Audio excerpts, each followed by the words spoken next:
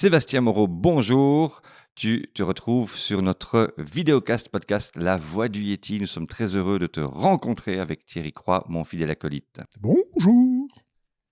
Et on est très heureux parce que ça faisait pas mal de temps qu'on voulait justement aborder le monde animal, la cognition, le monde cognitif animal, le rapport de l'animal à l'homme. J'aimerais bien qu'on parle également de notre modèle alimentaire, du rapport aussi affectif qu'on a avec l'animal. J'aimerais bien que tu nous donnes un peu aussi ta vision, des perspectives d'avenir, comment ça évolue, ton regard sur l'évolution, comment ça devrait évoluer et toutes les choses que tu voudrais nous raconter également. T'as 3 heures devant toi. Merci pour l'invitation, en tout cas. Mais merci à toi. Toi, tu n'as pas 3 heures, donc effectivement, on va quand même essayer d'être bref. Je pense qu'une heure et demie, on peut tacler l'affaire. Mais avant tout, peux-tu te présenter succinctement? Donc, je m'appelle Sébastien Moreau, j'ai 43 ans, je viens de France, j'habite vers Lyon, donc dans le centre-est, sud-est. Et donc, je suis vulgarisateur scientifique, je travaille sur la cognition et le comportement animal. Et j'ai beaucoup de formats différents en fait dans ma façon de travailler, c'est-à-dire que j'ai une chaîne YouTube qui s'appelle Cervelle d'oiseau, sur laquelle il y a des vidéos sur plein de sujets différents. Et on mettra le lien d'ailleurs dans la description. Souvent des animaux que les gens n'aiment pas, la plupart du temps. Ça va être des cochons, des poules, des rats, des pigeons, des poissons. J'aime bien les animaux que les gens n'aiment pas. Je fais également des livres. Donc il y en a que j'ai fait avec 2 illustratrices, et d'autres où ce sont plus des livres collaboratifs. Par exemple, j'ai travaillé avec la députée européenne Caroline Roust récemment, sur un livre sur les poissons. Donc je fais également des conférences, et de plus en plus, depuis 1 an, je fais aussi un peu de conseils et d'expertise auprès de différents organismes publics ou privés. Ok. Et la cognition, hein, le modèle cognitif animal est une de tes passions, et tu l'as dit, tu t'intéresses à certains animaux en particulier. Pourquoi certains plus que d'autres? Et qu'est-ce que tu as découvert de particulièrement intéressant qu'on n'imagine pas? Alors, pourquoi certains plus que d'autres?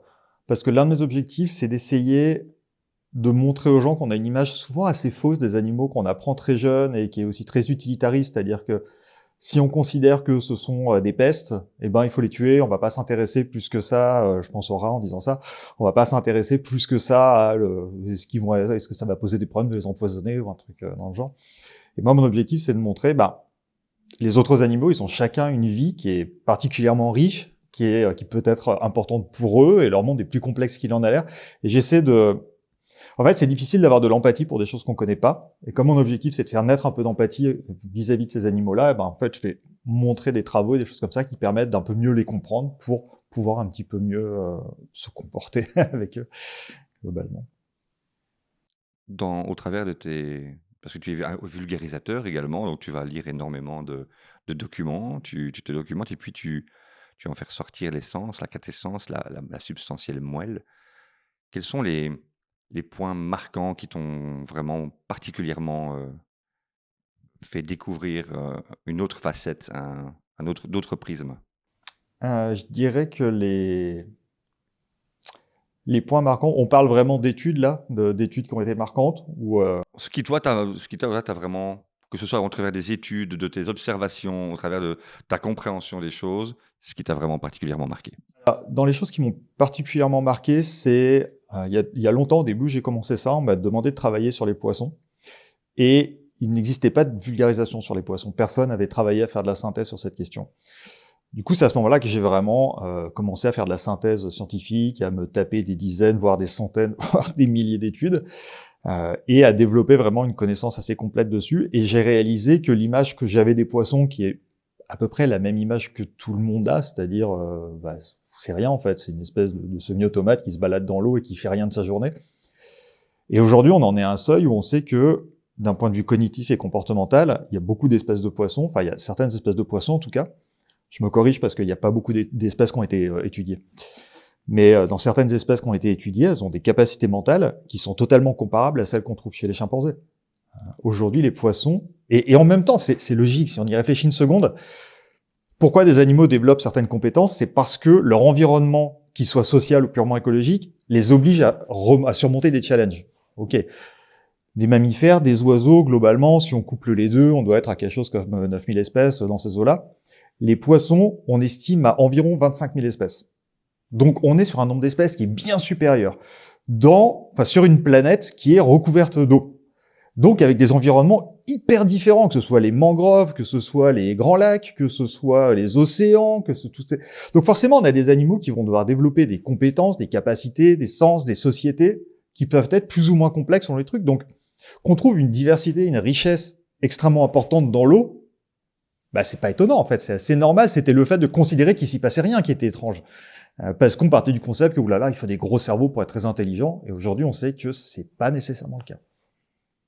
J'ai l'impression que chez l'homme, le réflexe, c'est de dire, en fait, tant que je ne connais pas, il ne se passe rien. Tu vois, est-ce que c'est ton rôle à toi, c'est vraiment justement d'éclairer les consciences sur tout un tas de choses un peu mises de côté, parce que tu prends les animaux justement qui sont un peu moins sexy, tu t'intéresses à des aspects de niche, j'ai envie de dire, tu vois. Donc, ton bouquin sur les paupières des poissons, les paupières des poissons, tu vois, le titre, tu te dis, tu vois, c'est quand même pas neutre. Qu'est-ce que tu veux faire derrière ça? Je rends à César ce qui est à César, c'est pas moi qui ai choisi le titre, c'est l'illustratrice. Parce que c'est le projet de l'illustratrice à l'origine, ce livre. Donc, moi, ce que je veux... En fait, je vais me répéter, ce que je veux dire par rapport à ça, c'est justement de prendre... Une des choses qui me semble importante aussi, c'est on pense souvent aux animaux en tant que groupe interchangeable. Et on sait que c'est pas le cas, on sait qu'il y a des personnalités différentes, et c'est normal, encore une fois, c'est considérer qu'il n'y a pas de personnalité, qui n'a pas d'intérêt, enfin qui est pas cohérent. Parce qu'à quoi servent les personnalités différentes? C'est que chaque individu va avoir des spécialités qui va lui permettre d'être utile au niveau du groupe, de la société, et qui va... Par exemple, il y en a un qui va être un peu plus aventureux et qui va pouvoir découvrir de nouveaux territoires, d'autres qui sont un peu plus craintifs, et du coup, ça va éviter que le groupe se soumette trop à des risques de prédation, par exemple. Donc on va avoir ce type de comportements qui vont être différents, et le fait de commencer à penser aux animaux en tant qu'individus plus qu'en tant que masse, par exemple, c'est quelque chose qui pose beaucoup de problèmes dans tout ce qui va être la préservation des espèces. Ça arrive qu'on se dise, tiens, il y a trop de tel animal dans telle région, il y en a pas assez dans l'autre, on va les prendre, on va les enlever et les réimplanter ailleurs. Mais le problème, c'est que ces animaux-là vont avoir déjà un mal de chien à se réadapter, et en plus, vous venez de détruire un groupe social. Probablement que dans ce groupe, c'était peut-être la mère de quelqu'un, la sœur de quelqu'un qui avait des liens très forts. On sait que, par exemple, chez des moutons ou chez les vaches, les liens d'affection, en général, tiennent à vie. Donc si vous enlevez un animal, vous en faites souffrir psychologiquement un autre. Ça peut paraître étrange de dire ça, mais c'est vrai, et c'est normal chez des espèces sociales qu'il y ait des liens qui se créent, et que ce soit des liens qui soient aussi forts que ce qu'on trouve chez nous. Nous aussi, on a évolué en tant qu'espèce sociale, donc qu'il y ait des points communs très forts, c'est assez évident en fait. Ça fait peu de temps finalement que l'homme ne considère pas l'animal comme un objet, hein, même au niveau de la loi, on pouvait agir comme on le veut avec un animal, comme on le voulait. On commence à changer, ça commence doucement. Je me souviens également, ça fait une dizaine d'années maintenant, où une personne avait dit, tiens, voilà, j'ai mon lapin, et j'ai mis, en gros, j'ai fait un crowdfunding, si j'ai pas 10 000 euros, je le mange. Tu vois, tu te dis, mais on se rend compte qu'on a évidemment un rapport à l'animal qui est essentiel, parce que nous sommes des animaux. C'est toi qui me le répétais aussi dans la voiture, mais évidemment. Quel est ton regard sur le rapport aujourd'hui de nos sociétés vis-à-vis du monde animal? Quand tu dis de nos sociétés, on parle des sociétés occidentales, Oui, oui, ouest-européennes.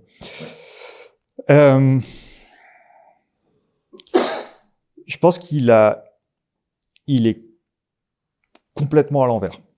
Il est complètement à l'envers parce que, par exemple, on fait des catégories totalement arbitraires avec des animaux. Le lapin est un excellent exemple, c'est-à-dire que le lapin... alors, je connais pas les réglementations belges, donc je vais prendre les réglementations françaises. Le lapin en réglementation française, il rentre dans tout et n'importe quoi en matière de case. C'est-à-dire que si vous l'achetez et vous le gardez chez vous, ça devient un lapin domestique, protégé par les lois qui protègent les animaux domestiques, comme les chiens et les chats. Si vous êtes un chasseur et que c'est un lapin sauvage, il n'a plus aucune protection. Vous pouvez faire ce que vous voulez avec, vous pouvez le tuer. Il est également en situation d'élevage, soumis aux règles qui régissent les animaux d'élevage. Et en science, c'est pareil, si c'est un sujet de laboratoire, c'est-à-dire que le même animal avec les mêmes capacités, le même monde mental, etc., en fait, vont avoir soit de la protection, soit pas du tout de protection. Et on a le même truc sur les poissons, par exemple. Les poissons, aujourd'hui, en aquaculture, en matière de bien-être animal, il y a rien. Mais il y a rien. Vous faites ce que vous voulez avec les poissons. Donc, et alors que les chats et les chiens, vous avez on peut pas y toucher. Et même, on voit bien, quand il y a des gens qui font du mal à des chiens ou des chats, ça peut partir dans les médias à fond. Enfin, je me souviens d'un cas d'un gars en France il y a quelques années qui avait qui s'était filmé en train de prendre un chaton par la queue et le jeter contre le mur d'un immeuble, un truc comme ça. Le mec est parti en tôle, il y a eu des vidéos, il s'est fait défoncer en prison parce qu'il avait fait ça. Enfin, on se rend compte que... Tu pêches, tu prends le poisson, tu lui claques la tête contre le bord de la pierre, c'est normal. en général, c'est pas comme ça qu'on les tue. En général, on égorge par les branchies. Mais... Oui, ou tu le sors de l'eau et t'attends un peu, ça marche ou tu le laisses étouffer, ce qui est atroce, parce qu'il y a beaucoup de poissons qui peuvent tenir très très très très très longtemps comme ça, en heures. Donc, Mais est-ce que c'est pas justement, tu sais, le fait qu'on ait une mauvaise vision justement de ce système, tu parlais, il y a un vrai système social au sein des différentes espèces. Est-ce que c'est pas une manière de se dédouaner? Tu sais, on l'a fait aussi dans l'histoire des colonisations. On parlait de sauvages, comme ça, ils n'avaient pas ce côté humain, donc on pouvait pas avoir d'empathie, il n'y avait pas de morale, ils sont pas humains. Mais qu'un animal n'ait pas de société ou qu'un poisson rouge soit con comme un balai, du coup, il n'y a pas de morale, il n'y a pas de truc. Est-ce que c'est pas une volonté, justement, de garder cette espèce de distance par rapport à un monde et s'empêcher de culpabiliser pour ce qu'on fait? Je suis pas philosophe, donc mon avis vaut pas grand-chose là-dessus.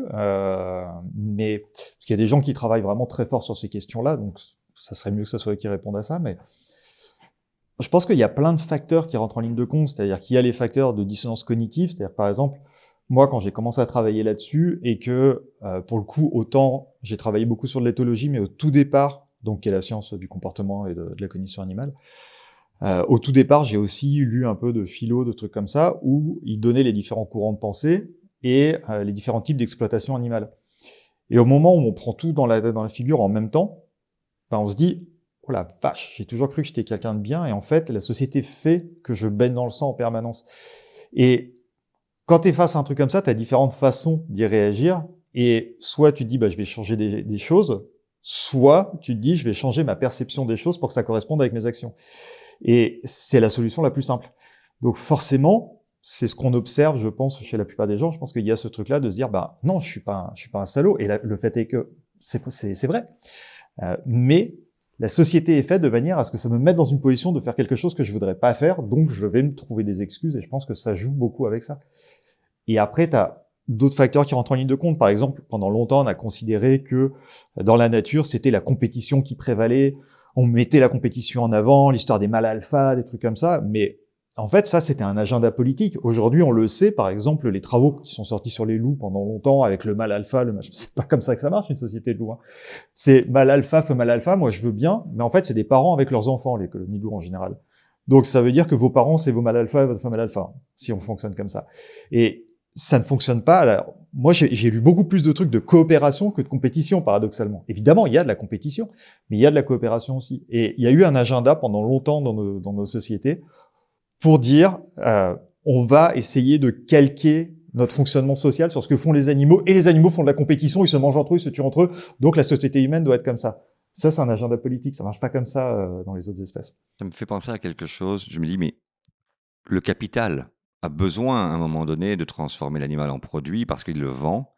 J'en avais parlé dans une autre vidéo lorsque j'ai fait la visite d'un abattoir dans le nord de la France. C'était une magnifique machine et c'était affreux pour le monde animal, mais tout est bien huilé. Ma question, c'est de me dire aussi, tiens, quand tu vois un peu les difficultés qu'ont les agriculteurs, quand tu vois un peu ce qui s'est passé, tu travailles sur les animaux de la ferme. On dit que les agriculteurs sont quand même des gens de la terre, des gens qui sont connectés, mais qui sont également soumis eux-mêmes à des pressions. Toute la question de la contrainte justement agricole et du monde animal sur la production. Quel est ton regard là-dessus? Est-ce que tu penses que c'est un schéma impossible? On ne peut pas à un moment donné revenir à un équilibre? Qu'est-ce qui crée ce déséquilibre? Comment tu vois ça? C'est compliqué comme question. Dans un monde idéal, à mon sens, tout ce qu'on a mis en œuvre aujourd'hui, d'un point de vue de l'élevage, est problématique. Massivement. Maintenant, tu as aussi ce qu'on appelle des effets de cliquet, c'est-à-dire qu'on a passé un seuil où c'est presque impossible de revenir en arrière. On sait très bien qu'à chaque fois, on n'arrête pas de rabâcher l'histoire des petits élevages et des machins. On ne peut pas fonctionner avec une quantité de personnes comme on a sur des petits élevages. Et pour habiter dans une région rurale, je vois très bien comment se passent les petits élevages, ça se passe pas beaucoup mieux que les grands. Donc, Le truc, c'est que effectivement, on est dans des entreprises financières qui ont un intérêt de gagner de l'argent sur une situation. Donc, par exemple, vous avez une génisse qui n'arrive plus vraiment à faire de veau, vous l'envoyez à l'abattoir. Vous avez des génisses qui font des veaux, au bout d'un moment, les veaux mâles qui vont pas faire de lait, vous les envoyez à l'abattoir. On est littéralement en train de parler de jeunes enfants animaux envoyés dans un abattoir. Et si on arrive à se retirer, c'est un peu ce que je disais juste avant avec l'histoire d'essayer de se protéger, et je comprends qu'on a besoin de se protéger pour faire ça, on peut le faire. On peut le faire en se disant, oui, voilà, c'est comme ça, c'est la vie, et la vie, c'est la mort, etc. Ouais, mais si c'est toi qu'on mettait à cette place, je suis pas sûr que tu raisonnerais de la même manière. Et je pense que la situation est très complexe, et on va dire mon espoir là-dessus, ce serait qu'on arrive à développer des trucs alternatifs, parce que moi, personnellement, je suis végane. Maintenant, j'entends très bien, je suis issu de famille bretonne, donc autant dire que je viens d'une famille ultra viandarde. Vraiment, j'ai grandi avec de la charcuterie, avec machin. Enfin, j'ai grandi avec ça, et c'était ma passion. Je mangeais que ça, quoi. Je mangeais des tartines de beurre salé, qu'on allait chercher direct à la ferme. Enfin, j'ai vraiment grandi dans ce milieu-là. Et aujourd'hui, on se rend compte que de plus en plus, on développe des alternatives à ça, et j'espère qu'au bout d'un moment, on va avoir suffisamment d'alternatives pour que les gens qui travaillent là-dessus puissent peut-être s'orienter sur d'autres choses, parce que je suis persuadé que il n'y a pas beaucoup d'éleveurs qui font la fête le jour où ils envoient leurs animaux à l'abattoir. Ils sont obligés de s'en protéger, mais je pense que ça soulagerait probablement tout le monde si on pouvait avoir autre chose comme solution, quoi. Tu l'as dit, hein, tu viens de Bretagne, tout a été expliqué dedans, mais j'aimerais bien qu'on vienne dans un moment super important, question que je demande régulièrement à nos invités. Tu viens d'une famille bretonne, tu aimais bien ce beurre salé sur la tranche de pain, la charcuterie, et puis maintenant, t'es passé de l'autre côté du miroir, il s'est passé quelque chose en toi où tu t'es dit, je ne peux plus faire ça, ce n'est plus possible. J'aimerais bien que tu reviennes sur ton déclencheur, le moment qui a vraiment tout changé pour toi, où tu étais, qu'est-ce que tu faisais, et qu'est-ce qui s'est passé en toi à ce moment-là? Bon, je pense que bien. Alors paradoxalement, souvent, quand vous allez entendre des gens parler de ça, c'est très fréquemment des vidéos, par exemple les vidéos de l'association L214 qui montrent des abattoirs, des élevages, ces trucs où c'est viscéral, on voit l'image, je peux pas. Moi, ça n'a pas du tout fonctionné comme ça. C'est-à-dire que moi, je m'intéressais donc à l'éthologie à l'époque, et donc je lisais pas mal de livres dessus, et je suis tombé sur un bouquin qui parlait de vulgarisation d'éthologie, mais au départ, il parlait un petit peu d'éthique animale, qui était une question que je m'étais pas du tout posée jusque-là. Donc là, on est en 2010, à cette époque-là. Et je m'étais jamais posé cette question. Vraiment, à aucun moment. C'est-à-dire que moi, j'avais une sensibilité, c'est-à-dire que j'aimais pas trop la chasse, mais bon, je mangeais beaucoup de viande, je faisais de la muscu, je mangeais de la dinde toute la journée, enfin bon, voilà. Et je lis ce bouquin qui parle d'éthique animale, puis je me dis, oh, putain, il y a un truc auquel j'ai pas vraiment réfléchi. C'est-à-dire que moi, je me dis, ok, j'ai une sensibilité plutôt machin, mais en fait, je me rends compte que j'ai pas réfléchi. Et donc, je suis allé chercher un livre d'un philosophe qui s'appelle Jean-Baptiste Jean-Gène Villemer. Le livre s'appelle Éthique animale, très sobrement. Et donc, lui, c'est un philosophe à la base, hein, c'est pas du tout un activiste, un militant. Aujourd'hui, il travaille, je sais plus, l'ambassadeur, je crois, un truc comme ça, mais il a travaillé au ministère de la Défense. Enfin bon, il a fait plein d'autres choses. Et ce livre, il est divisé en deux parties. La première partie, c'est un historique de toutes les positions d'éthique animale, en décrivant un peu quelles sont les logiques qui sont derrière. Et ça remonte à l'Antiquité. Il remonte de l'Antiquité, où on avait déjà des gens qui réfléchissaient à ça, au Moyen-Âge, au développement les plus récents, notamment durant le 19e siècle. Et même au 20e d'ailleurs. Et en fait, quand j'ai fini cette partie, je me suis dit, j'ai rien à répondre. J'ai du mal à trouver des justifications parce que, ils y ont répondu. Et effectivement, on a souvent la sensation de se dire, oh bah oui, mais les gens qui disent ça, ils sont bêtes, ils ont pas réfléchi. Non, mais attends, il y a des mecs, c'est leur métier, ça, ou des femmes. Ça fait 10 ans que ces personnes font des études sur la question, donc les remarques à la con que t'aurais envie de faire, en fait, ils les ont déjà eues aussi, hein, ils les ont déjà pensées. Et la deuxième partie de ce livre, en fait, c'était un résumé de où en est l'exploitation animale aujourd'hui sur le territoire français. Donc, on avait l'expérimentation, qui pour le coup touche aussi à l'éthologie. On avait l'alimentation, on avait les cirques, les zoos, on avait la chasse, il y avait tous ces trucs-là. Et en fait, en 3 jours où j'ai descendu cette partie-là du bouquin, j'ai pris tout ça dans la figure en même temps. Et moi qui m'étais toujours considéré comme quelqu'un qui sait bien faire les choses, c'est-à-dire j'étais dans des associations, j'essayais d'aider différentes personnes, enfin j'étais très impliqué, même dans des associations animales, et d'un coup je réalise que contre mon gré, je participe à un bain de sang qui est incroyable. Et j'ai fermé le bouquin et j'ai regardé ma compagne, parce qu'on était dans le lit, je venais de finir le livre. Je le ferme, je la regarde, je dis, je vais arrêter la viande. Maintenant, tout de suite. Et elle m'a suivi assez rapidement derrière, et du coup, on est resté végétarien quelques semaines avant de se dire, bon, c'est pas très cohérent, donc on va aller jusqu'au bout du truc. Donc, on est devenu vegan assez rapidement, et ça fait maintenant 14 ans. Donc, Il y a un ou deux aspects de ce bouquin qui te reviennent encore maintenant en te disant ça m'a marqué à vie. Si tu le réouvres maintenant mentalement. non, je m'en souviens pas assez. Puis j'ai vu beaucoup de choses depuis, des choses parfois très compliquées. Comme quoi, par exemple, ici maintenant, qu'est-ce qui te revient maintenant, qui te marque encore en te disant ça, on doit faire quelque chose. J'aimerais bien qu'on en parle. Il y aurait vraiment beaucoup de trucs, mais par exemple, donc moi qui ai beaucoup travaillé sur les animaux dits de ferme, j'ai réussi une fois dans ma vie à pleurer de tristesse sur une étude scientifique. Parce qu'en fait, ces animaux-là sont un peu étudiés pour leur cognition, leur comportement, mais sont aussi beaucoup étudiés sur comment est-ce qu'on peut les adapter aux situations d'élevage. Et notamment, j'ai été tombé sur beaucoup d'études sur la castration des agneaux, et où ils expliquaient les différentes méthodes de castration des agneaux sans anesthésie. Donc pour voir qu'est-ce qui marchait avec des pinces. Donc on est vraiment en train de parler de couper les testicules avec des pinces à vif, quoi. Avec des élastiques pour que ça nécrose, enfin des trucs comme ça. Et dedans, il décrivait tous les comportements de douleur des agneaux qui étaient prostrés, qui bêlaient tout doucement, qui n'arrivaient plus à marcher, où on décrivait des douleurs chroniques. C'est pas possible, en fait. C'est quand on voit un agneau, c'est non. C'est non. Et sinon, après, j'ai vu des vidéos alors, de trucs qui se passent pas nécessairement en France, mais de tout un tas d'industries dans des pays étrangers qui, pour la fourrure, écorchent les animaux, soit à moitié vivants, soit mal choqués, mais on sait qu'on a dans les élevages, les vidéos d'L214, j'ai arrêté de les regarder, mais par exemple, les abattoirs au CO2, comme on en trouve en France, où on sait que c'est une des pires méthodes d'abattage qui provoque des souffrances affolantes, et même, ne serait-ce que les truies dans des cages qui peuvent pas se retourner toute leur vie. Non, on le voit une fois en vidéo, donc on se dit, ok, c'est horrible, machin, et ensuite on l'oublie. Sauf que 10 minutes plus tard, cette truie, elle sera toujours là. 15 minutes plus tard, elle sera toujours là. Dans 2 heures, elle sera toujours là. Alors, c'est en train d'être réglementé, ces trucs-là, mais il y a tellement de choses qui vont pas. Mais parce que il faut aussi penser que il y a plein de mécanismes qui se mettent en place pour pouvoir justifier qu'on ait ces actions-là. Et il y a même des travaux en socio, en psycho, qui ont montré que parfois, ça augmente même l'agressivité envers ces animaux-là, parce qu'il faut qu'à un moment, on les punisse de nous obliger à faire ça d'une certaine manière. Il y a eu des travaux qui ont été faits, même en psycho-humaine, où ils ont pris des étudiants. Je raconte vraiment un truc de mémoire, ça vaut ce que ça vaut, mais c'est à peu près ça. Où en fait, ils les ont divisés en 2 groupes. Il y en a qui vont faire les prisonniers et les autres qui vont faire les matons. Et assez rapidement, ceux qui étaient des matons sont devenus des véritables tortionnaires. Alors que c'était des gens comme vous et moi, c'est un peu l'équivalent du Milgram. Ils en ont fait un film qui s'appelle The Experiment. Et c'est pas sur Milgram, The Experiment? C'est sur ce truc-là? C'est sur ce truc-là. D'accord. Je l'ai pas vu.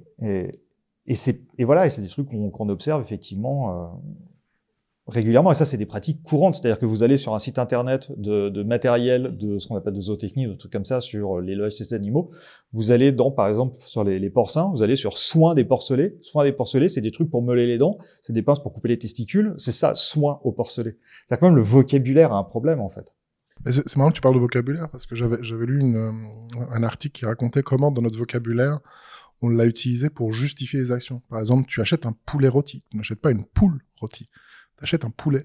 Et c'est pas la même chose. Oui, c'est comme une guerre chirurgicale, quoi. Évidemment, le sens des mots va créer des images différentes, selon si tu dis un meurtre, un génocide. D'ailleurs, en France, ils viennent de légiférer un truc complètement aberrant d'interdire le mot steak pour steak végétal. On n'a plus le droit de dire ça. Donc du coup, j'espère vraiment que les gens ne font pas cuire leur steak dans de l'huile de moteur, parce qu'il y a huile dedans. Donc on peut peut-être confondre, mais c'est parce que ça tromperait le.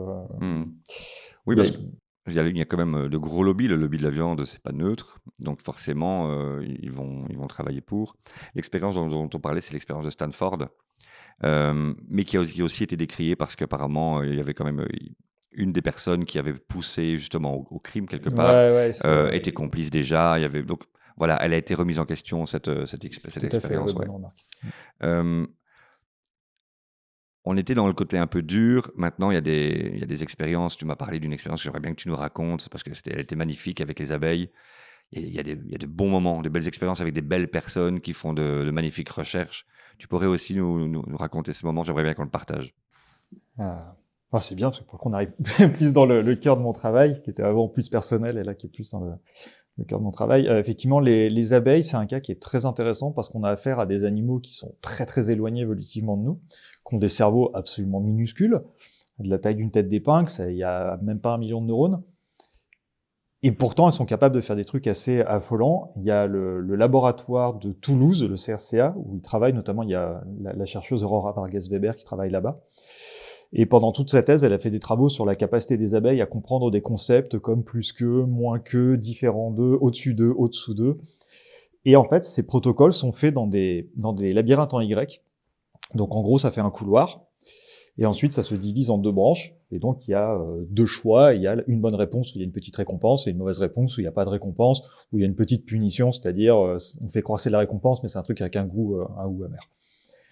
Et par exemple, il faut que les abeilles soient capables de comprendre que quand elles arrivent, si par exemple elles voient un gros rond jaune à l'entrée, quand elles rentrent, s'il y a un rond bleu d'un côté, un rond jaune de l'autre, il faut qu'elles aillent sur le rond jaune. Et ça, c'est même que. C'est-à-dire il faut aller sur le même que celui de l'entrée. Et elles ont démontré, par exemple, que les abeilles comprenaient vraiment le concept, parce que ça nécessite pas nécessairement même que. Il suffit juste de faire l'association, même couleur, un truc comme ça. Il y a encore le même que dans le langage humain, mais en fait, psychologiquement, c'est pas la même chose. Donc ce qu'ils font, c'est qu'ils les entraînent comme ça, et ensuite, par exemple, ils mettent plus de motifs, mais ils mettent des odeurs. Il y a une odeur de citron à l'entrée, et ensuite, à l'intérieur, il y a une odeur de rose et une odeur de citron. Et là, on regarde du premier coup, si elles ont compris la règle, du premier coup, elles devraient dire, c'est la même odeur, même si c'est plus des couleurs, l'odeur, c'est pareil. Et effectivement, c'est ce qu'elles font. Donc on montre qu'elles comprennent vraiment les concepts. Et donc des tests en labyrinthe en Y, comme ça, il y en a eu plein. Et moi, j'étais persuadé, parce que c'est pas marqué dans les études, j'étais persuadé que ils prenaient probablement les abeilles dans des tubes à essai ou des bocaux, des machins comme ça, ils les mettaient dans le labyrinthe, ils ouvraient, et l'abeille, elle faisait son truc. Et en août dernier, je suis allé au CRCA pour filmer comment ils travaillaient et rencontrer Aurore. Le CRCA?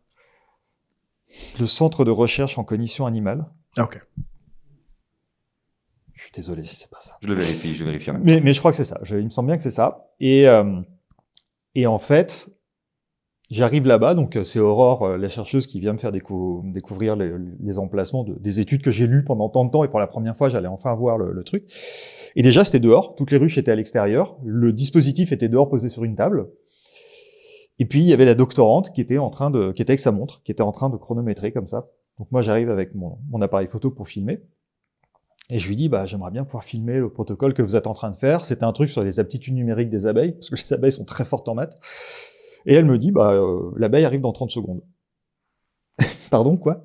L'abeille arrive, il n'y a pas de souci. Ok, je pose mon matériel, je commence à filmer, et je lui dis, tu vas la chercher et tout. Elle fait, non, elle vient toute seule. Pardon, quoi? Et là, t'as l'abeille qui arrive. Elle ouvre l'entrée du truc, l'abeille rentre, elle ferme, l'abeille va dedans, elle part sur la réponse, la bonne réponse, tant qu'à faire. Et là, la doctorante, elle soulève le dessus, l'abeille, elle part, et hop, elle repart, elle ferme, et elle relance le chrono à 3 minutes. Et là, la mâchoire par terre. Et elle me dit, en fait, l'abeille, vu qu'elle a trouvé qu'il y avait une très bonne ressource à cet endroit-là, elle va revenir régulièrement. Donc, elle, à peu près, son timing, c'est 3 minutes. Elle va à la ruche, elle fout les trucs dans les alvéoles, elle revient.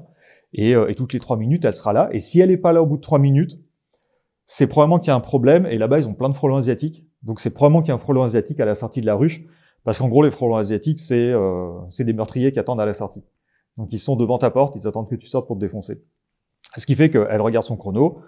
2 minutes 30, 2 minutes 40, 2 minutes 50, 3 minutes, pas d'abeille, 3 minutes 10, 3 minutes 20, pas d'abeille. Du coup, elle prend une raquette électrique, elle part sur le truc, et effectivement, il y a 2 frelons asiatiques devant la ruche, donc elle dégage les 2 frelons asiatiques, et là, l'abeille, elle sort, on lui ouvre la porte, elle rentre. L'abeille fait le truc toute seule d'elle-même. Et c'est fascinant, C'est fascinant, et à la fois, c'est fascinant de rencontrer quelqu'un qui est fasciné par ça et qui prend ce temps-là. J'ai vu aussi une de tes premières vidéos sur le poussin, comment le poussin pouvait détecter son pôle magnétique. Tu vois, et je me dis, tu as cette faculté aussi d'éveiller les envies. Parce que je ne pensais pas que j'allais un jour regarder cette vidéo avec intérêt. Et alors, c'est pas du tout pour dénigrer, au contraire, c'est vraiment de dire, mais évidemment, on a l'opportunité de pouvoir apprendre ce genre de choses. On a accès aujourd'hui plus que jamais à l'information, ce qui n'était pas le cas. Finalement, c'est un siècle incroyable. Et en plus, on a maintenant des personnes qui arrivent à nous donner envie. Donc bravo pour ça. Mais Toi, qu'est-ce qui te nourrit? Comment tu fais? Comment tu fais tes vidéos? Tu es seul? Tu as créé un studio? Comment ça s'est fait un peu d'arriver à maintenant ta chaîne YouTube? Alors, je travaille entièrement tout seul. Par moment, quand ma compagne a des phases de pause, elle m'aide un peu sur le montage. Mais globalement, je travaille tout seul parce que j'aime bien changer de sujet. En restant dans le même sujet, j'aime bien changer d'activité régulièrement. Donc, je sais faire de la programmation, je sais faire du montage, je sais faire des effets spéciaux, je sais faire de la 3D, un peu tous ces trucs-là, de la vidéo. Donc, j'aime bien pouvoir faire ces parties-là dans mon travail. Mais j'aime bien aussi le contact social que me donnent les conférences, toutes ces choses-là. Et les livres ont aussi une aura qui est pas la même. Et c'est vrai que c'est agréable de pouvoir changer régulièrement, mais concrètement, je travaille tout seul simplement parce que ça nécessite de faire des grosses synthèses. Et si j'avais pas d'autres choses à faire, comme de la 3D, comme des trucs d'effets spéciaux, en fait, j'aurais que l'aspect, je sais pas le mot français, tedious en anglais, l'aspect laborieux. J'aurais que l'aspect presque pénible du boulot, où je pourrais finalement pas présenter des trucs qui sont... En fait, j'ai pas besoin de les enjoliver, parce que les résultats, les publications elles-mêmes sont déjà tellement dingues. C'était quelque chose auquel je faisais très attention au départ, parce que vu que je m'intéressais aux animaux, c'était des questions qui me touchaient émotionnellement assez fort, et je savais que j'avais le risque de biaiser mon discours. Je savais que c'est quelque chose qui était là. Et c'est rendre service à personne de faire ça, parce que si je fais ça, je trahis les scientifiques qui ont fait ces publications. Si je fais ça, je trahis les gens à qui je donne une information qui n'est pas correcte. Ce qui fait que j'ai essayé de faire très attention à la façon dont je transmets mes informations, de manière à ce qu'elles soient vraiment les plus neutres possibles et les plus justes possibles, avec les nuances, avec les protocoles pour dire, bah voilà, c'est comme ça qu'on l'a fait. Donc, il y a ça comme résultat, il y a ça comme limite. Si vous voulez aller plus loin, voilà la source. On peut recreuser. S'il faut discuter, voilà. Et j'ai essayé de faire vraiment très attention à ce truc-là, et aussi à m'habituer à regarder toutes les études en rapport autour pour être sûr que ce soit cohérent avec le contexte scientifique et les connaissances actuelles. Et donc voilà, en réalité, je bosse tout seul, et il y a des moments où ça devient ridicule parce que je me fais des plaisirs qui n'ont aucun sens. J'ai un souvenir d'une vidéo où j'avais absolument envie de faire un effet spécial où je faisais exploser ma tête. Et la vidéo m'a pris 3 semaines à faire, dont 1 semaine pour 3 secondes de vidéo, ma tête explose. Mais parce que je voulais absolument faire ça. Je me fais plaisir aussi à côté. Donc ça te prend quand même un temps dingue, c'est ton job à plein temps, tu fais d'autres choses, ouais, c'est ça, full là-dessus, quoi. Ouais, c'est mon boulot à plein temps. Ok, et maintenant, tu fais des conférences, tu reçois des prix par le domaine scientifique, tu es reconnu pour ça. Comment ça s'est passé, cette évolution-là? Alors, au début, quand j'ai commencé... Parce que tu n'es pas scientifique à la base. Non, pas du tout. Tu peux nous raconter un peu ça? Ouais, en fait, moi j'ai quitté l'école assez jeune parce que j'étais pas adapté à ça. J'étais pas fait pour l'école. Parfois, l'école n'est pas adaptée à nous. Je l'ai quitté sans diplôme. Enfin voilà. Et puis après, j'ai fait différents boulots. Une fois que je suis sorti de l'école, ça s'est beaucoup mieux passé. Et puis après, j'ai fait différents boulots. J'ai travaillé. J'ai eu une carrière sportive. J'ai fait du jeu vidéo à haut niveau. J'ai été steward en aéronautique. Je travaillais pour Corsair, j'ai fait de l'international. J'ai été pris en otage, hein, tu avais dit aussi. Oui, j'étais pris en otage au Bénin. On y reviendra pour le bonus vidéo. Ça se passe bien tes vacances? Oui, écoute. C'était pas des vacances, j'étais au boulot. Et puis après, j'ai travaillé dans l'enseignement de la conduite automobile pendant beaucoup d'années, pendant presque 10 ans. Après, je suis monté en grade, on va dire. J'ai passé une formation de formateur d'enseignants dans le milieu de la sécurité routière. Et puis... c'est là à peu près où je me suis intéressé à la question des animaux, où j'ai commencé à rejoindre quelques associations de protection animale et où je trouvais pas beaucoup ma place. Parce que voilà, j'ai des façons de fonctionner qui sont... je fonctionne souvent seul, voilà. J'aime bien bosser à ma façon. J'ai l'impression que tu as besoin de partager tes recherches, mais à un moment donné, tu repars dans ta caverne et tu ouais, bosses. C'est ça. Ouais, parce qu'en fait, j'ai un caractère assez obsessionnel, donc si je vais me mettre à bosser, je vais bosser vite et très fort pendant un certain laps de temps. Sans blague. Et donc, voilà, je trouvais pas ma place, et puis je faisais des petites formations à gauche à droite sur de la pédago, parce que j'ai un gros background en pédagogie. Et puis, il y a quelqu'un qui m'a demandé d'une association étudiante, est-ce que tu veux pas nous faire une conférence sur l'intelligence animale, vu que c'est un truc qui te plaît? Donc, j'ai éclaté de rire, je lui ai fait un grand sourire, je lui ai dit certainement pas. c'est pas mon boulot, il y a des gens qui font ça bien mieux que moi, c'est leur métier. Demandez-leur, ils vont le faire. Et puis ils ont insisté une fois, 2 fois, 3 fois. Vraiment, j'ai dit bon, ok, je veux bien essayer. Donc à côté de mon boulot, je travaillais encore dans la sécurité routière à l'époque. À côté de mon boulot, j'ai commencé à aller chercher à gauche à droite sur des magazines, sur des sites, des différentes infos. Et puis j'ai monté une conférence comme ça, qui a eu beaucoup de succès, qui a bien plu. Et puis au fur et à mesure que ça a évolué, on me demandait par moment, oui, mais là dans cette étude, ils disent ça, mais est-ce que... Et en fait, moi j'avais pas lu l'étude, j'avais lu une vulgarisation déjà faite. Et je me suis dit, mince, en fait, il y a un vrai problème à faire comme j'ai fait, en fait, il faut que je fasse ça mieux. Donc j'ai commencé à chercher un petit peu d'études, et très rapidement derrière ce moment-là, c'est une personne à Paris qui faisait quelque chose autour des poissons, et qui m'a dit, est-ce que tu peux nous faire une présentation sur les poissons à la mairie de je sais plus quel arrondissement de Paris? Et je lui ai dit, ok, je vais essayer. Et là, il n'y avait pas de vulga du tout. J'ai rien trouvé du tout. Donc, j'ai commencé à aller chercher des études, donc les vraies études originales en anglais, et là, j'ai commencé à réaliser la différence entre ce qu'on a dans les trucs déjà vulgarisés et la réalité de ce que dit la science. Et à quel point on perd les nuances, à quel point on perd la subtilité, et à quel point on perd presque tout l'intérêt, qui est la question de comment est-ce qu'on crée du savoir. Et donc, j'ai commencé à voir comment des scientifiques pouvaient développer des idées complètement incroyables pour poser des questions à des animaux à qui on peut pas parler, pour leur faire comprendre des trucs complexes, et ça m'a fasciné. Et à partir de là, j'ai fait cette présentation sur les poissons. Les poissons eux-mêmes m'ont fasciné parce qu'on a des résultats auxquels je m'attendais pas du tout. Des poissons, comme je le disais, il y a certaines tâches cognitives, on a des poissons qui défoncent des chimpanzés, quoi. Et On a des poissons qui défoncent des chimpanzés. ah oui, il y a des tâches cognitives où les poissons font beaucoup mieux que les chimpanzés. Ouais. Ou à minima équivalent sur d'autres trucs. Mais parce que dans leur mode de vie, ils ont plus besoin de savoir faire ça que les chimpanzés. C'est jamais une hiérarchie, en fait. C'est on a besoin ou pas besoin. Et donc, ça m'a vraiment hyper intéressé. Et comme personne n'avait rien fait sur les poissons, et que c'était un sujet qui n'était pas beaucoup traité à l'époque, et en fait, cette présentation, on me l'a beaucoup demandé. Donc, à chaque fois qu'on me l'a demandé, j'aime pas présenter 2 fois les mêmes trucs à l'identique. Donc, je mets toujours à jour mes conférences, je rajoute des publications, je refais l'organisation. Donc, je l'ai amélioré.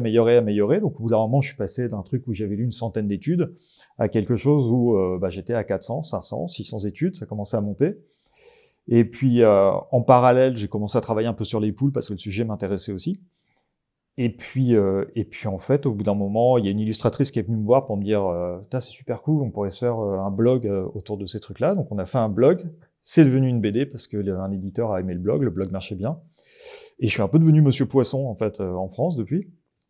Et puis après, il y a eu, on m'a demandé une grosse conférence à la Cité des Sciences à Paris. Donc, j'ai refait ma présentation à zéro pour qu'elle soit beaucoup plus fluide et que ça soit mieux organisé maintenant que j'avais plus d'études. Et ça a dégénéré, puis c'est devenu mon boulot, quoi. D'où le plaisir de l'obsession. Et puis du coup, tu t'es dit aussi en même temps, je vais faire ma propre maison en paille, c'est ça? Oui, ah oui, ça c'est à côté. Oui, on a eu une opportunité d'avoir un terrain pas trop cher du coup avec ma compagne, et donc on s'est dit très bien, on part à la campagne, on va se faire une maison. Effectivement, mon caractère obsessionnel fait que je me suis tapé un nombre de bouquins d'architecture et architecture écologique assez conséquent, et qu'on a trouvé un archi, on a discuté, on a été formé par les charpentiers de la maison et on a bossé avec eux. On a co-construit notre maison passive en paille et en bois. Il y a un côté vraiment très aligné chez toi, donc faire ce que tu dis, dire ce que tu fais, puis essayer de comprendre l'impact dans toute la chaîne de valeur. D'après ce que tu me dis, c'est un peu ça. C'est facile de vivre comme ça dans ce monde-ci, parce que j'ai l'impression que tu es une personne adaptée au monde dans un monde inadapté. En fait,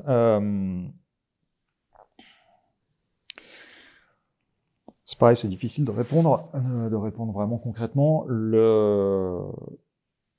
Au départ, je me posais pas beaucoup de questions comme ça. Et c'est quand j'ai commencé à m'intéresser à la question des animaux que ça emmène sur d'autres questions. C'est-à-dire que ça emmène sur des questions écologiques, ça emmène sur des questions de qu'est-ce qu'une oppression. Donc du coup, ça m'a beaucoup rapproché par la suite de mouvements féministes, par exemple, de mouvements progressistes d'une manière générale, sur des questions que je m'étais jamais posées avant, en fait. Et effectivement, ça a été, on va dire, une ouverture de se dire, ok, mais alors s'il y a ça, qu'est-ce qu'il y a d'autre? Et donc ça m'a permis de voir tout un tas d'autres trucs. Comme beaucoup de personnes, au départ, là je parle pas dans mon cadre professionnel du tout, hein, je parle vraiment cadre personnel. Au départ, comme tout le monde, on est hyper insurgé, on a envie de tout faire bouger, puis au bout d'un moment, on réalise que c'est possible dans une certaine mesure, mais que c'est difficile. Et psychologiquement, je suis pas certain d'être assez fort pour être en première ligne sur ce genre de truc. Donc je me suis posé la question de quelles sont mes compétences, qu'est-ce que je sais faire, qu'est-ce que je ne sais pas faire, comment est-ce que je construis quelque chose autour de qui je suis et comment je fonctionne. Et j'essaie d'être le plus cohérent possible, tout en sachant que on vit dans un monde qui ne permet pas d'aller chercher une espèce de symbole de pureté. Je suis même pas sûr que ce soit quelque chose à chercher. Donc je suis pas dans cette optique-là, mais je suis dans la logique de faire le mieux possible, autant que possible. Parce que, alors, est-ce qu'avec tout ce que tu as vu et toutes les questions que tu t'es posées, tout ce que tu as creusé, est-ce qu'il y a quand même des choses qui évoluent dans le bon sens aujourd'hui?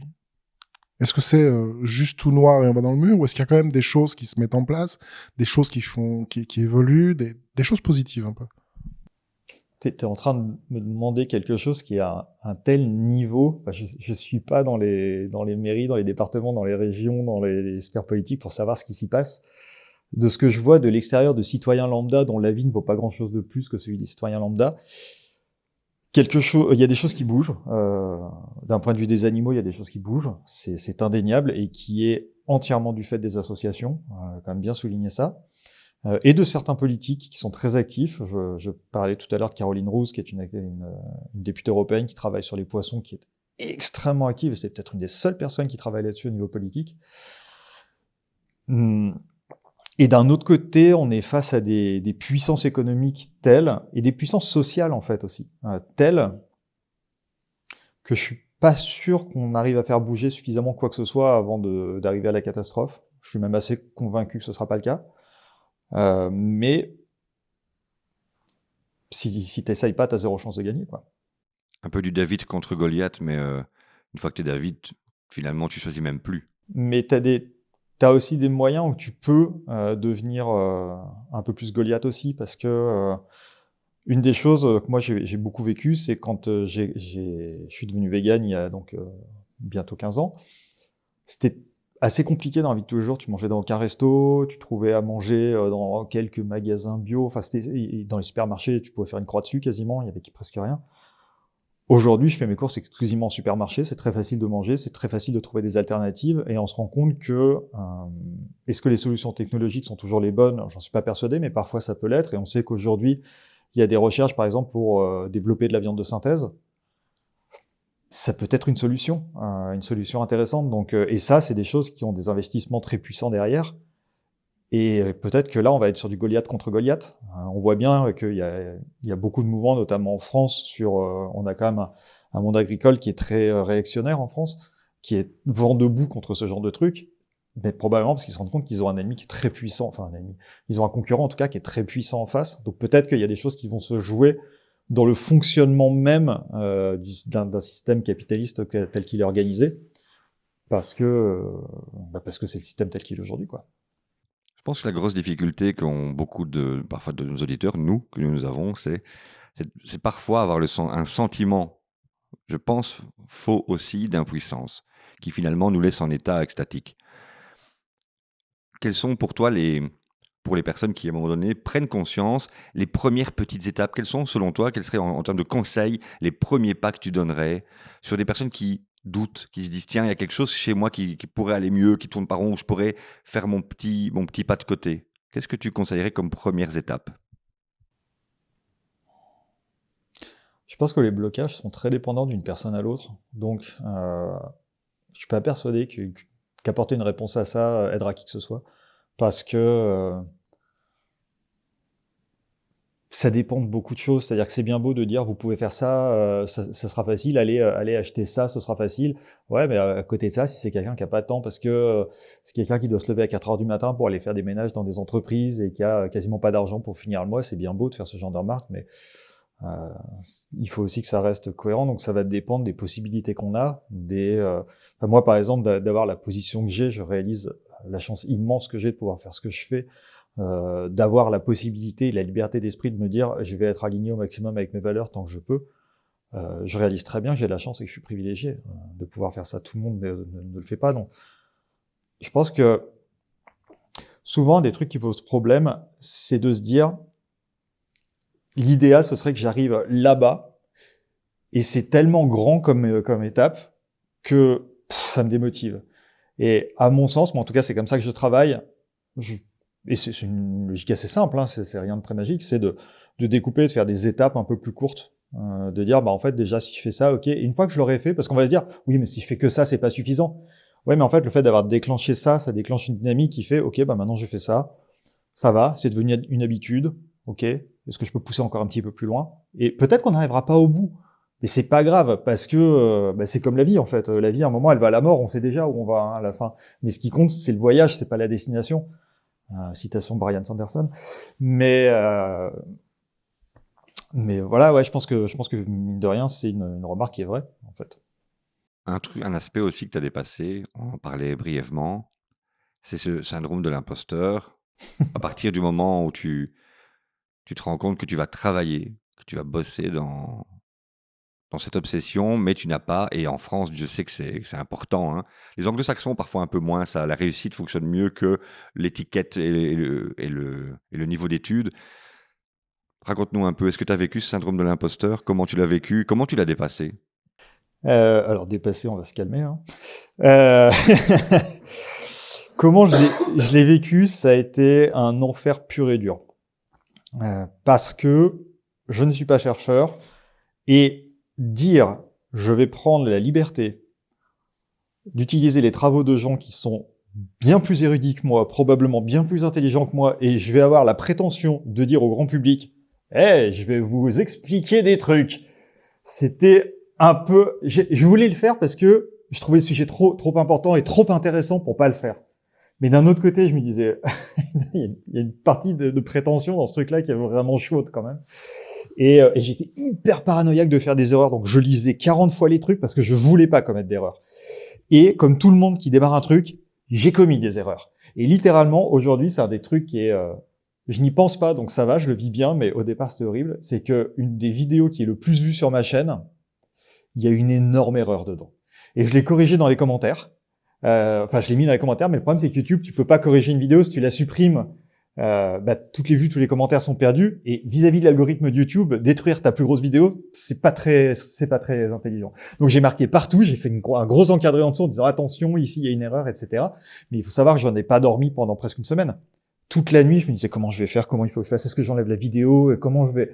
C'est pas possible, je peux pas faire ça. En plus, c'était la 2e ou 3e vidéo du site. C'était une catastrophe. Mais parce qu'en plus, c'était Ta femme, elle doit pas dormir souvent non plus, hein. De quoi? Tu réveilles souvent ta femme, il y a le bouquin que tu fermes, maintenant on devient vegan. Oui, c'est vrai que ça doit. Mais ça a été, ça a été très très difficile au départ. Du coup, ce truc-là m'a obligé à être encore plus précis. Et c'est comme ça que j'ai fini par vraiment être une machine à coller le plus près possible et à faire très attention, parce que comme je le disais tout à l'heure, je savais que je risquais de biaiser les propos parce que j'avais conscience que moi j'ai une approche plutôt positive des animaux. Et d'ailleurs, j'ai très beaucoup évolué mon approche vis-à-vis de ça. Et donc, je faisais très attention à ça. Et quand il y avait un scientifique ou une scientifique qui voyait les vidéos et qui disait franchement bien, honnêtement, je devenais tout rouge, je courais dans la maison, j'appelais les amis, je faisais des screenshots, j'ai un dossier où j'ai sauvegardé tout ce qu'on me disait parce que à chaque fois que j'étais angoissé, je disais il y a quand même une telle personne qui a bien aimé ce que je faisais. Et en plus, souvent, les études que j'utilise sont des études qui n'étaient pas forcément françaises.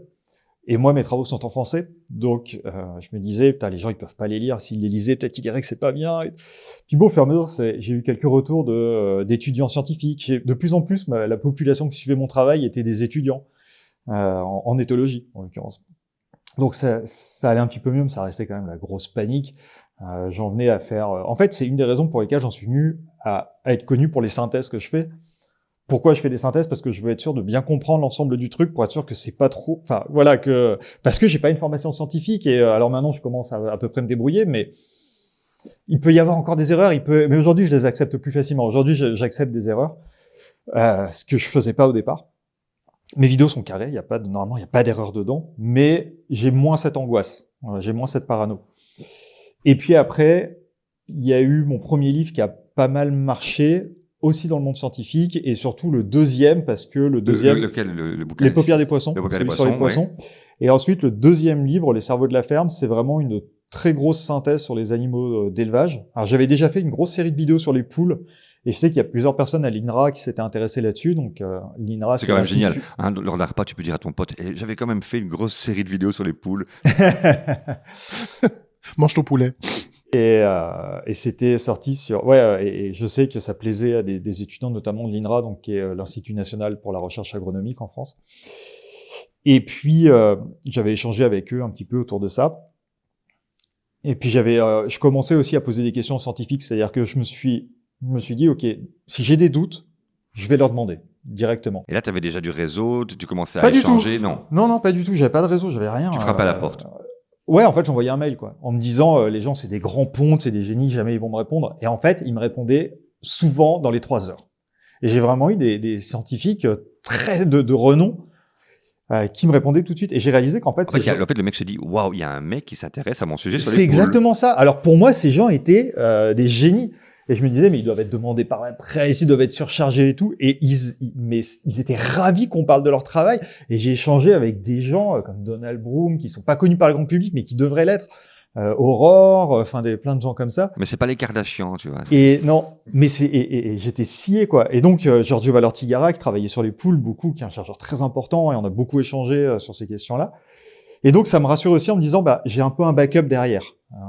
Et puis, quand je leur envoyais des textes que je traduisais en anglais pour leur envoyer, ils me disaient, non, mais c'est bon, c'est nickel, il y a ou ça, tu pourrais le tourner un peu plus comme ça. Mais globalement, ils disaient que c'était bon. Donc, ça m'a un peu rassuré. Et quand le livre est sorti, donc où j'ai vraiment fait cette grosse synthèse, j'ai bloqué 7 mois en mode sous-marin, j'ai fait que ça pendant 7 mois, je me suis tapé 650 publications. C'est une gestation, quoi, t'as vraiment... Ouais. J'ai fait un burn-out derrière, j'ai souffert ma race sur ce livre. Et en fait, à la fin, il reste 450 études dedans, et il existait très peu de synthèses aussi vastes sur cette question-là, et du coup, elle a beaucoup plu, et notamment dans le monde académique, sur Twitter, sur les machins, il y a beaucoup de scientifiques que j'admirais beaucoup qui l'ont partagé. Je m'y attendais pas du tout, qu'ils l'ont partagé sur les réseaux, qu'on dit que c'était un super travail et tout. Et ça doit faire quelque chose, parce que je me mets un peu à ta place 30 secondes. J'ai cette obsession, et puis là, je me dis, ça, il faut vraiment que je le réalise. Il y a un vrai manque. Pendant 7 mois, je bûche. Ça doit être infernal. Ta femme, elle en peut plus de tes nuits blanches, etc., de tes angoisses. Ça sort. J'imagine même pas la pression que tu vis à ce moment-là. C'est clair. C'était. Et très rapidement, ça s'est emballé, en fait. Très rapidement, ils ont mis les trucs. Mais même ça, est-ce que tu acceptes au moment où on te dit, ouais, c'est génial, j'ai l'impression qu'il y aurait presque une limite de, attention, mais qu'est-ce qui se passe là, tu vois, comment tu vis ça? En fait, ouais. J'ai toujours un peu de difficulté à accepter les félicitations. Je me sens toujours mal à l'aise que, par exemple, quand il y avait des très bons retours du grand public, sur le coup, ça me fait plaisir, et presque immédiatement, il y a une espèce de voix dans ta tête qui te dit, ouais, mais... oui, mais en fait, ils connaissent pas bien. Donc, ils aiment ce que c'est bien présenté. Je les ai occupés, quoi. Mais peut-être que derrière, et donc, quand t'as des scientifiques qui arrivent, c'est plus dur d'avoir une voix qui te dit, ouais, mais ils connaissent pas le sujet. Tu vois, même quand j'avais des scientifiques dont c'était pas le domaine, je me disais, ouais, mais du coup, c'est pas leur domaine. Donc, j'ai toujours une espèce de voix qui me dit, non, mais calme-toi, mon gars. Là, tu pouvais plus. Et là, il y a eu vraiment des retours qui m'ont extrêmement touché. Et encore une fois, j'ai passé une semaine avec tous les screenshots sur le bureau Windows de mon ordinateur. Je l'ouvrais et je les ouvrais chacun juste pour dire, ok, c'est bon, t'as le droit de le faire. C'est bon, t'es légitime. Ça, c'était même pas, je les lisais pas en mode, oh là là, je suis trop fort. Oh là là. Non, je les lisais en mode, ok, ils l'ont vraiment écrit. D'accord, ok, oui, c'est bon, ok, ils ont vraiment dit ça, c'était vraiment, et l'année dernière, du coup, j'ai reçu un prix pour mon travail de la Société française pour l'étude du comportement animal, qui est une grosse association d'éthologues. Et, waouh, grosse méga claque, parce qu'en plus, le mail que j'ai reçu, il était écrit par Aurora Vargas Weber, qui est la scientifique dont je parlais, qui pour moi est quelqu'un qui devrait avoir un prix Nobel, pour qui j'ai une admiration un peu intense. Le moment où ma boîte mail marque Aurora Vargas Weber sur le truc, déjà là, pardon? Et là, tu vois, ouais, on va vous remettre un prix et tout. J'éteins l'ordi, je suis parti. Je suis parti marcher d'ordi. Qu'est-ce qui se passe? Attends, qu'est-ce qui est en train de zérouler? Et c'est vrai que du coup, aujourd'hui, maintenant, mais depuis, ça fait que quelques mois, alors que j'ai commencé en 2017, je me sens un peu plus légitime à le faire.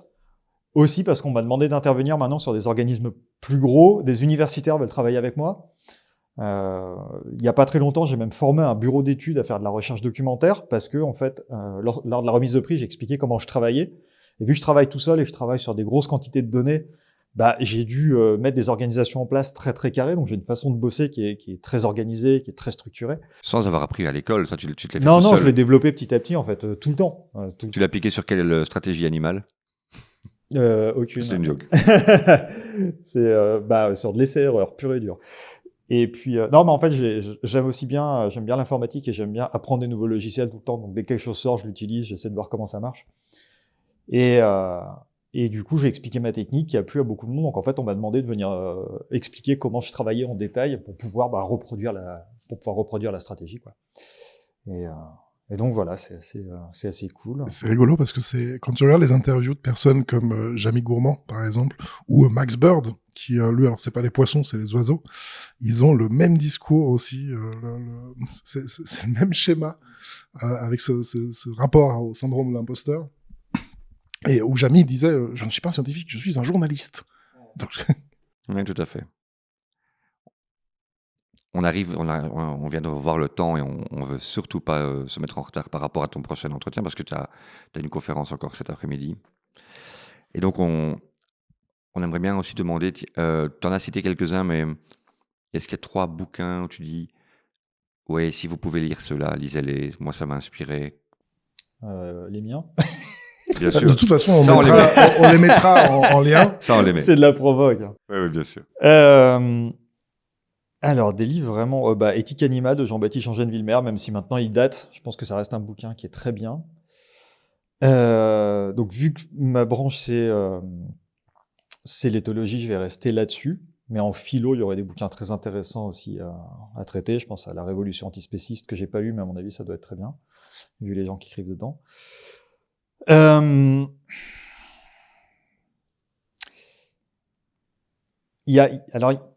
est-ce que je peux faire des livres qui n'ont pas été traduits? Bien sûr. Alors, il y en a un que j'ai trouvé fascinant pour ce qu'il ouvrait, mais je dois préciser qu'il a été débattu. Scientifiquement, il y a des trucs qui tiennent pas entièrement, mais qui est très intéressant. C'est The Evolution of Beauty, l'évolution de la beauté, qui est un livre sur est-ce que les animaux peuvent avoir le sens du beau. Et c'est très intéressant. Ça prend beaucoup d'exemples, notamment chez les oiseaux. Il part sur une hypothèse. Il a eu l'intérêt, le chercheur qui a travaillé là-dessus, il a eu pour intérêt de repousser cette question un peu plus loin que ce qu'on disait habituellement. Donc, ce qu'il dit est contestable, mais ça a permis d'ouvrir des nouveaux champs de réflexion. Et depuis, c'est des choses qui sont beaucoup travaillées. Donc, je trouve que c'est un bouquin qui est intéressant.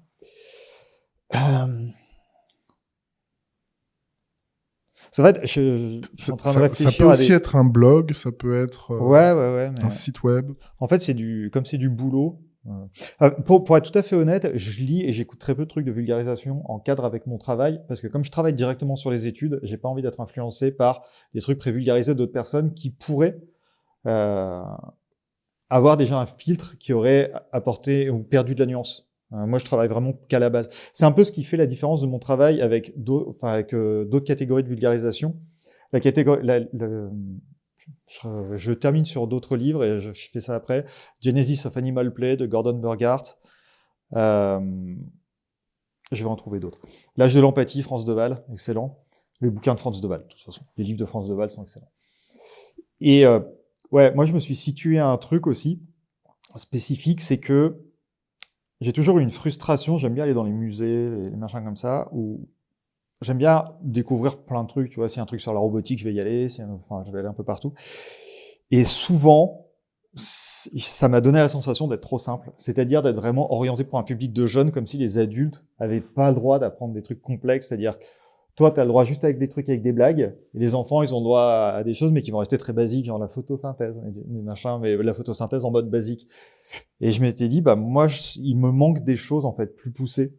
Et donc, je me suis posé à un endroit qui est un peu plus loin que ce qui se fait en vulgarisation habituelle, ce qui me permet justement d'être soit avec du grand public, mais plus difficilement avec des enfants, mais soit avec du grand public, on va dire ado jusqu'à adulte. Mais je peux aussi intervenir en public universitaire parce que j'ai suffisamment de connaissances des études pour aller jusqu'au bout du détail. Et c'est pour ça que je regarde assez peu de vulgarisation, parce qu'elle n'est pas assez poussée souvent à mon goût, en fait. On arrive au bout. 3 questions. Après toi, qu'est-ce que tu aimerais laisser à l'humanité? un émerveillement face aux autres animaux avec lesquels on habite. Le fait de comprendre que le monde des humains, tel qu'on le vit, c'est juste le monde des humains. Et que sur la planète, il y a d'autres mondes, en fait. Parce que nous, on a l'impression qu'on voit tout, on sent tout, on entend tout. On voit pas l'ultraviolet, on perçoit pas le champ magnétique, on perçoit pas les champs électriques. On a un cerveau d'humain, on n'a pas un cerveau d'oiseau. Et par exemple, le cerveau des oiseaux, certains passereaux, certains perroquets, etc., on a remarqué qu'à poids et taille égale, il y avait d'entre 2 et 3 fois plus de neurones dans leur cerveau que dans celui d'un mammifère. Donc, avec des distances plus courtes, etc., donc probablement de l'information traitée plus rapidement. Et on sait que plein d'oiseaux ont des yeux qui captent beaucoup mieux le mouvement, plus facilement le mouvement. Ça pourrait ouvrir la possibilité, ce que je dis n'est pas du tout une certitude, mais ça pourrait ouvrir la possibilité que les oiseaux voient le monde plus lentement que nous. Ce qui expliquerait pourquoi certains oiseaux décollent tard devant les voitures. Parce que pour eux, les voitures, elles arrivent pas vite. C'est vraiment juste une hypothèse, c'est pas sûr. Mais ce qu'on sait aujourd'hui n'invalide pas ça, ça serait possible. Ça serait même pas si étonnant que ça. Et donc ça met vraiment à l'échelle de se dire, ok, mais en fait, il y a des mondes auxquels on n'a pas du tout accès, mais on a quand même des petits chevauchements. Tu vois, plus c'est proche de nous, plus c'est des mammifères, on va chevaucher comme ça. On va se comprendre, on sentira peut-être un peu les mêmes choses, nous on sentira un peu moins bien, notre vue elle est meilleure que celle de la plupart des mammifères. Ok, tu pars sur des oiseaux, déjà on a beaucoup moins de choses en commun. Tu pars sur des poissons, mais on a quand même des petits trucs en commun avec lesquels on peut échanger. Et tu pars sur des insectes, t'es tout au bord. Et c'est pour ça que ces animaux m'intéressent, ceux qui sont là, parce que c'est ceux sur lesquels ça devient de plus en plus dur de trouver où est-ce que ça se chevauche. Et quand t'arrives à peu près à comprendre, je vois pas l'intérêt de chercher de la vie extraterrestre quand t'as ça à portée de main, quoi. Pour vraiment permettre à partager ça avec nos auditeurs, pour vraiment comprendre ta passion pour ce milieu extraterrestre, entre guillemets, tu m'as parlé d'une anecdote avec un corbeau. Ah oui. En fait, il y a 2 ou 3 ans de ça, j'ai eu l'occasion de faire une vidéo avec un corbeau-freux qui s'appelle Lazare, donc c'est une vidéo qui est sur ma chaîne. Et en fait, les corbeaux-freux, quand ils vivent en couple. Ils n'ont pas vraiment de grosses structures sociales, des trucs comme ça, c'est vraiment juste principalement des couples. Et les couples sont extrêmement synchronisés les uns avec les autres. Quand ils font des cris, il y en a un qui commence, l'autre qui enchaîne, l'autre qui reprend. Enfin, il y a tout un tas de comportements. C'est très très fusionnel. On va dire la relation d'affection chez les corbeaux est très forte. Et cette dame, elle s'occupait, donc la dame que j'ai rencontrée avec ce corbeau, elle s'occupait de corvider, et ce corbeau, en fait, a subi une campagne de destruction, comme ça se fait souvent dans les villes. C'est-à-dire qu'ils ont fait de l'élagage, ils ont tué les adultes, et ils détruisaient les nids, sauf qu'il y avait les petits dans les nids, donc les nids, ils tombaient. Et il a été récupéré au sol. Et donc, elle l'a récupéré, elle s'est occupée de lui, et il s'est lié à elle, en fait. Et donc, ils avaient une relation qui était très particulière, tous les deux. Et ce corbeau était donc imprégné à l'humain. Donc le corbeau pouvait te monter sur la main, monter sur l'épaule, j'ai des vidéos, je suis en train de jouer avec lui. Et c'est arrivé vraiment de se retrouver avec le corbeau là, et se regarder vraiment les yeux dans les yeux. Et j'ai un contact naturellement qui est assez facile avec les mammifères. Je suis le genre de gars où si tu dis « ouais, moi mon chat, jamais il vient voir les étrangers », tu peux être sûr que 10 minutes plus tard, il est sur mes genoux. Et là, je me retrouve face à ce corbeau, je regarde dans son œil, et je réalise que j'ai affaire à un individu qui est intelligent. Il y a quelqu'un, c'est-à-dire vraiment, on l'a avec un chien et un chat, hein, mais on arrive un peu à se projeter, même si l'anthropomorphisme pose plein de problèmes. Mais avec ce corbeau, ça marche pas. C'est-à-dire que cette espèce d'anthropomorphisme fonctionne pas. Tu te rends compte que t'as quelqu'un d'intelligent, il y a une personne qui est en train de te regarder, c'est pas un mammifère, son cerveau ne fonctionne pas comme le tien, et là, t'es devant une espèce d'abîme très déstabilisant de te dire « je comprends pas à quoi il pense, je comprends pas ce qu'il fait, je comprends, c'est vraiment trop étranger », et c'est très déstabilisant, c'est presque inquiétant en fait. Alors, elle l'a passé ce cas parce qu'elle vit avec lui depuis plein d'années, mais moi, c'était la première fois que je me retrouvais vraiment aussi près d'un gros oiseau comme ça et d'avoir cette espèce d'interaction qui pourtant était juste un échange de regards, mais c'est vraiment un souvenir très fort en fait d'avoir.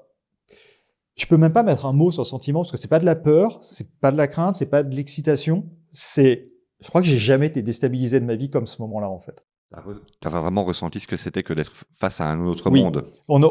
J'aurais été face à un extraterrestre pour de vrai, je pense que j'aurais eu la même émotion. C'est ah putain, qu'est-ce qui se passe? C'est vraiment ça, quoi.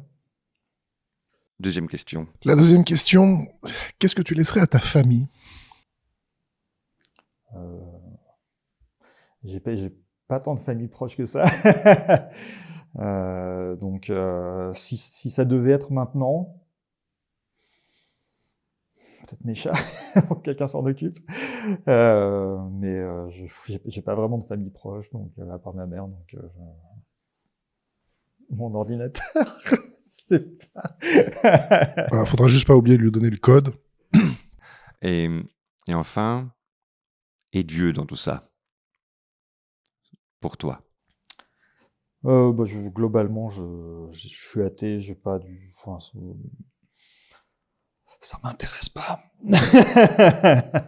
Ça m'intéresse pas outre mesure parce que Autrement c'est dit, quelque chose... l'univers pour toi, notre place dans l'univers, nous l'univers, quelque chose de plus grand, un ordre. Ça, c'est quelque chose qui me fascine, en revanche. Je trouve ça extrêmement fascinant et très touché par le fait que on soit probablement la seule planète sur laquelle on ait pu faire émerger ce type de forme de vie. Je suis très malheureux de ce qu'on en fait, du reste. Mais ouais, c'est quelque chose qui me fascine, l'univers, les trucs comme ça. J'ai passé pas mal de temps à lire aussi de la vulga de physique, d'astrophysique, d'astronomie. Mais ce sera pas lié à une spiritualité de religion, de trucs comme ça, parce que j'aime... Comment je vais tourner ça? J'aime bien pouvoir comprendre comment marchent les choses, et la religion te dit, bah c'est comme ça, c'est pas la peine de chercher la plupart du temps, et ça me convient pas. Et je pense que j'ai un côté assez matérialiste aussi, c'est-à-dire que pour moi, la conscience a son siège dans le cerveau, quand tu meurs, tu n'es plus rien, et c'est pas grave, et ça me va très bien, à la limite, je préfère même ça. Et ça me va aussi parce que ça m'inclut totalement dans la nature, c'est-à-dire, à un moment, je vais mourir. On peut pas le faire tel que les normes sont faites, mais par exemple, moi, si j'avais vraiment le choix, si je devais mourir, je préférerais qu'on me pose par terre dans la nature et que des animaux viennent me bouffer. Ça m'irait très bien, en fait, parce que je fais partie de ce truc-là, parce que la vie, c'est quelque chose qui est fascinant tel que c'est, et j'assume totalement faire partie, et j'essaie justement de pas me mettre en position humaine trop haute, et toujours me rappeler où je suis dans ce monde, en fait. Ça me fait penser à une chose, tu sais, dans l'histoire, hein, on trace l'histoire de l'humanité aussi au moment où on commence à creuser une tombe et à enterrer un corps. Tu crois pas que c'est déjà le fait d'un moyen d'enterrer ses semblables, c'est déjà se différencier du reste du monde animal? Il n'y a pas eu quelque chose là? Alors, il y a une anecdote qui est sortie assez récemment de gens qui ont observé un éléphanteau enterré. Genre, c'était la semaine dernière. J'ai pas lu le truc en détail, donc j'en sais pas plus. C'est un phénomène qui est très très dur à observer, mais il y a eu des observations de choses qui s'apparentaient, qui ressemblaient à des rites funéraires chez d'autres animaux. Donc, je pense qu'à un moment, il va falloir accepter que le propre de l'homme va se dégonfler, hein. Il n'y en a pas. C'était Franz de Waal, donc le primatologue très célèbre qui est décédé récemment, qui disait à un journaliste un truc du genre dans ma carrière, j'ai vu 25 propositions de propre de l'homme, elles sont toutes tombées. Donc, voilà. Merci pour ça. On avait fait une promesse, c'était de te ramener. On est à 10 minutes. À 10 minutes près, on va être bon. On sait que tu as besoin de te retrouver avec toi-même aussi. Hein, là, tu te ressources surtout seul. Merci pour le temps que tu nous as consacré. On aurait évidemment envie de te poser plein de questions. On te réinvitera. Avec plaisir. Oui, ça serait super intéressant de te revoir pour d'autres sujets et aussi de t'avoir avec d'autres invités et de voir. De pouvoir échanger. Et vous qui avez écouté ceci, vous qui nous regardez, n'hésitez pas à liker, commenter, partager. On répondra. N'hésitez pas également à éteindre vos télés. Au revoir et à très bientôt. À bientôt. Ciao, ciao. Au revoir, à bientôt.